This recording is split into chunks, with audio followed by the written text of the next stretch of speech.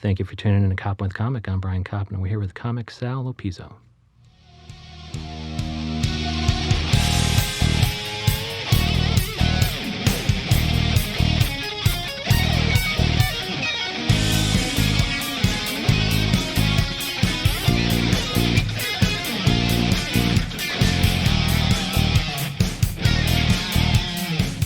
Sal LoPizzo, how the hell are you? Hey, Brian, how are you? Thanks for having me. Oh, thank you so much for coming out in the cold. And where can people see you do stand-up comedy on stage in New York City, and where can they find you online?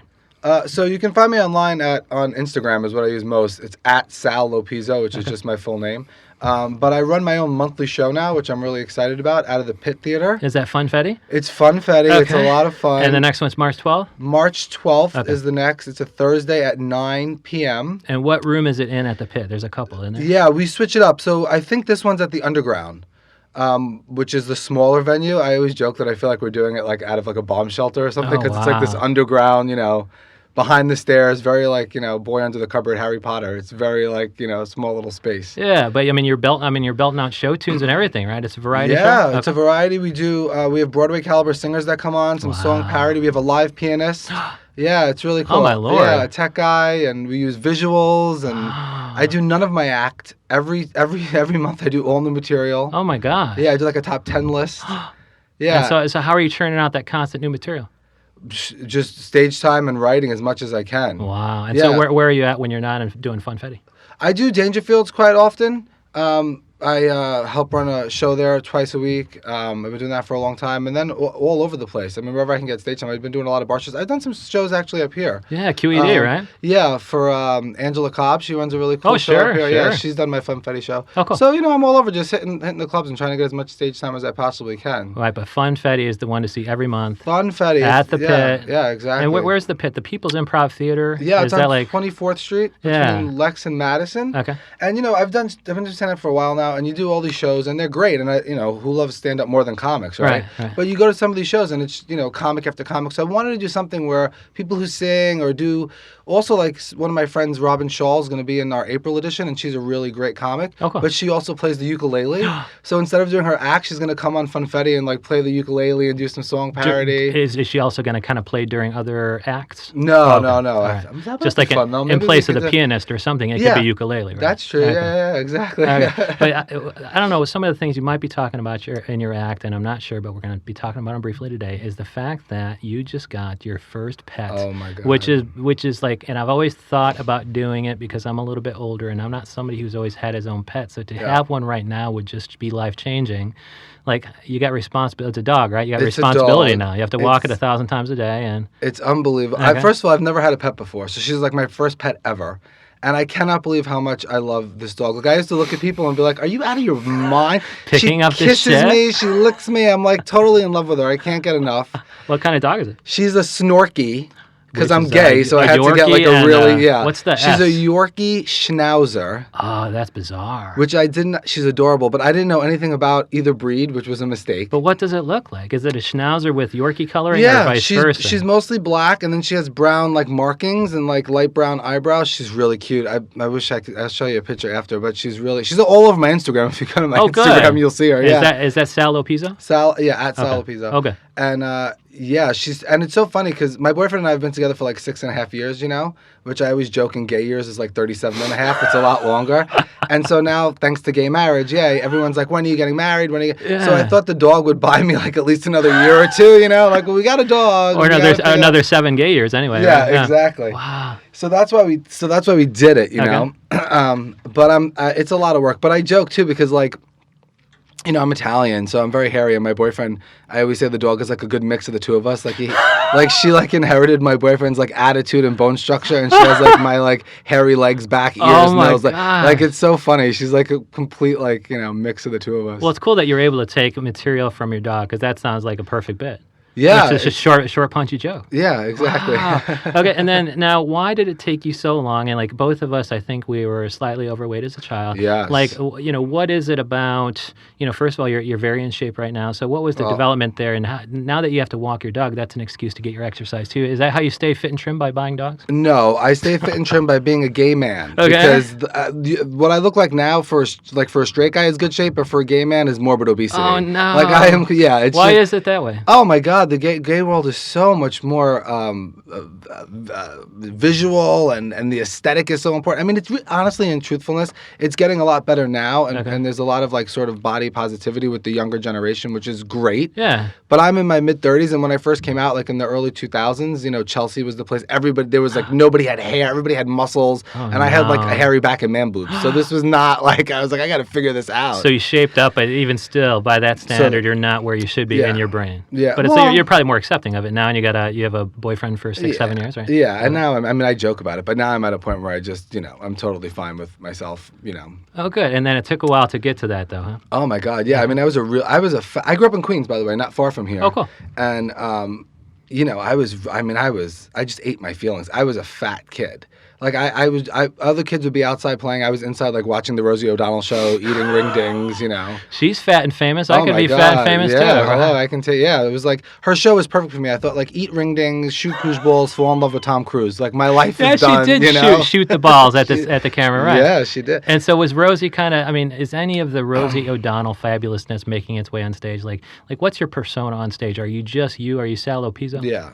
No, I'm pretty much me, just a heightened version of myself. Okay, and then how do you heighten it? Is it energy? Yeah, and it's a little bit of. I was just talking to another comic friend of mine about this because he's single, and I was saying that I used to say like when doing stand up is like walking into a gay bar. You can show no fear, right? Like if you don't think you look good, you better make everyone else in the room think that you think you look good. Yeah. And there is sort of this false narrative in your head, and it's sort of a delusion, a grand, delusions of grandeur, I guess. And when you're a comic, I mean, when you get on stage, you have to believe that you're funny. Right. And if they're not laughing, you have to say to yourself, like, what's wrong with them, not me? Because otherwise you'll never get back on stage, right? Yeah, they'll see weakness and they'll just eat you alive. Yeah, so I think that it's me, but it's like this version of myself where like I'm just where you're a narcissist, where you just think you're like the best thing in the world. Otherwise, how else could you get on stage, right? And then, I mean, how am I supposed to, like, as a person in the audience, though, who doesn't own a shit that much, like, meaning, you have to believe yourself to go on stage, but audience doesn't have to come in and sit down at your show. How do I see, like, any vulnerability that I can relate to? Are you, like, letting down your guard at all? Yeah, I mean, all my jokes, I'm the butt of them. Oh, good. Yeah, it's very self-deprecating. So though you might be delusional to start, it usually leads to less than optimal results. Well, no, the delusion isn't. I'm not cocky on stage. Okay. I'm saying in my brain, and you have to in your own head be delusional to even get up there to think that you're funny enough than everybody else that you should stand on stage and tell jokes. There's a delusion there. There's a so that's the part of me that's sort of it's like this heightened version of me. It's this part of this like all the best qualities of me. I guess. Oh, good, but through the that's inwardly, and then what they're seeing on stage, though, is a self-deprecating humor. Yeah. And how can you? So you're poking you're talking about the man boobs and the hairiness. Like, are you talking about that on stage? Oh, the development through what was an accepting body type in the gay community? Yeah, that in particular isn't so much Mac, but I do talk about. I mean, one of the lines is for a straight guy I'm in good shape, but for a gay man, like this is morbid obesity. Yeah, like, that's what that's you're a good at. one. Yeah. Yeah. Yeah, and I mean, I talk a lot about like. I was a weird kid too. Not only was I fat, like all the other guys on my block in Queens, they were all like tough guys into sports and wrestling, and I was like into Rosie and Oprah, like that. They were outside shooting hoops and trying to get laid. I'm inside writing in a gratitude journal, having aha moments. I was like a total like weird little chubby gay kid that I didn't even know I was. You know. At what point did you kind of meet other people who were anything like you, or at least accepting of that? I think they were always there. I just didn't recognize that, or I didn't even recognize myself as gay until I was a little bit older. Okay. And I saw Ricky Martin for the first time, and I was like, all right, now, like, that's the first time I equated gay to me. I was like, I don't want to be friends with this guy. I want him, like, shaking his bonbon on me. Like, it finally made sense to me. And so then you started living La Vida Loca after Ricky Martin came out? Yeah, that was about 16 the first time I saw him at the 99 Grammys. Wow. By 17, I lost 70 pounds. No motivator. Were you shaking your bomb? Were you actually doing fitness through like activity, or you just kind of going I started going to the gym and dieting and not eating. My mom had a total mental breakdown because I wouldn't eat her macaroni. My mom's Italian, and every Sunday, instead of eating like pasta, I would just have like meatballs and salad, and she'd be like, "You're killing me! I made all this macaroni." Then she started making like whole wheat pasta, not understanding that like it's still carbs. Wow. Like I'm not eating. Yeah. And so she had to adjust it, and they're still kind of adjusting because they're on social, right? Oh, my God. My mom is unbelievable. And so what are they like? Because it sounds like if she's doing that about her macaroni, she must just be a just lovable handful on social media. Well, first of all, my mother just got Instagram, okay? And this is what I always joke that my mom feels about smartphones the way I feel about vaginas. Like, she's just not that really into it. It's like diddle that over there. I got a flip phone right now. Yeah, she's very, like there's no microwave in my mom's house. She doesn't drive. She thinks the dishwasher's magic. Like, she doesn't do any of that stuff. She's very old school, grew up in Manhattan, doesn't like very old school Italian. Right. Even though she's like 70, she acts like she's 90. So she got Insta because she has all these grandkids all over the country. My siblings live all over the place. And so now she can like see the grandkids. But she doesn't really understand like the lingo. And she like, this is true, I swear to you. My mom thinks that LOL means lots of love. I'm not kidding. It works. No, it doesn't, because she'll put like, I'll put a picture up of like me and my dog and my boyfriend, right? And she'll write on like she'll comment. She's laughing at you. Well, she'll write like, it looks like that. Oh, the dog's so cute and the house looks great and LOL. And Anthony's gorgeous. And you look like you lost weight, LOL. I'm like, no, that's not how that works. That is fucking hilarious. Yeah. God. So she totally thinks that that's how. She also calls me. I do this in my act a lot. She calls me every day about the weather. Like, she doesn't understand. You both are in Queens? Or you both in New York City? Well, I live in anyway. Manhattan, and she thinks it's different weather there in the city. But she'll call me to like tell me it's going to rain. And I'm like, I have a smartphone and eyeballs. Like, I know. I own an umbrella. I have one in my backpack. I saw it. Totally doesn't get it. And so that's making its way on the stage, but not yet the social. Like the LOL thing sounds like it's that's a in bit. That's now fun, it is. Yeah, I wrote that for Funfetti. Okay, for Funfetti. Okay. And then is there anything about your boyfriend that's making his way on stage? Oh my God, I talk about him a lot. Yeah, and what is his reaction to being made?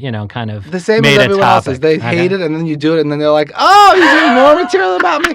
The first time I did material about my mom, my parents were both there, and I was like, "Oh, and my mom loved it, and my dad's like, "You don't talk about me on stage." I'm like, all right. So then I started talking about him on stage But like, it would have to be. It's only funny if you're painting them in a flattering light. Like that's the because people are laughing, I don't know that they'll necessarily like it unless you're painting them in a positive light, right? Like if he comes off like a douche or something, he won't like the joke even if people laughed, right? Well, I did do kind of a douchey joke about it. So my dad just retired recently, and now I say he spends his days on Facebook reposting clickbait and just butchering the English language. Like that's his new, like just misspelling his political views all day long. It sounds like you could like screen cap that and just make that your own post, or just be like, here's my, I guess we have the same name too. So people, I have like Anthony's relatives, and my dad's like crazy liberal, which I am too, and it's fine. And although I don't talk about that in my act, but he's like totally like, my dad's like loves Bernie Sanders, and thinks he's like a millennial, and he's sharing 70. That all day. Oh, all day, every day. And so people like, you're very vocal, and I'm like, that's not me, that's my dad. I'm like, Dad, can't you use like a like put your middle initial or something? No, it's funny that way, and I'm gonna befriend your dad because he sounds like a riot. You totally should. And that's what, and you're gonna talk about your dad at Funfetti on March 12th. Probably, yeah. Okay. He'll be there. They come to every show, both of my parents. And what are their reactions? Are they laughing along? Oh, they love it. They think it's my dad. They think it's like the best thing in the world. They just, yeah.